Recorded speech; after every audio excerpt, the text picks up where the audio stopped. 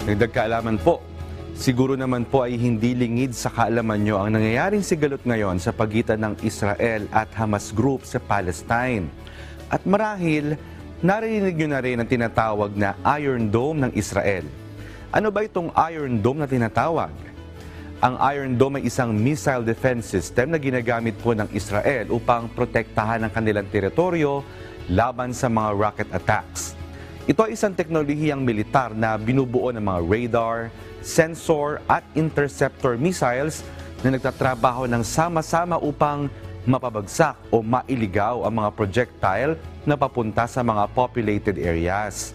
Ang Iron Dome ay ginagamit para depensahan ang mga lugar ng Israel mula sa mga rocket attacks na nagmumula sa mga kalapit na teritoryo, lalo na po mula sa Gaza Strip at iba pang mga kalapit na lugar.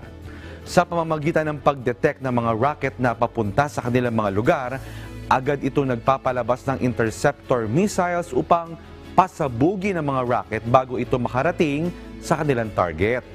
Ang Iron Dome ay naging bahagi ng mas malawakang missile defense system ng Israel, kabilang ang David Sling at Arrow, na naglalayong mapanatili ang kaligtasan ng bansa mula sa mga missile at rocket attacks. Pero ang Iron Dome po ay hindi perpekto at mayroong mga limitasyon. Subalit, ito ay isang mahalagang bahagi ng kanilang pambansang seguridad laban po sa mga banta mula sa mga kalapit na mga teritoryo. Sana may natutuhan po kayo at laging tatandaan, mapalad ang tao na nakakasumpong ng karunungan at ang tao na nagtatamo ng kaunawaan.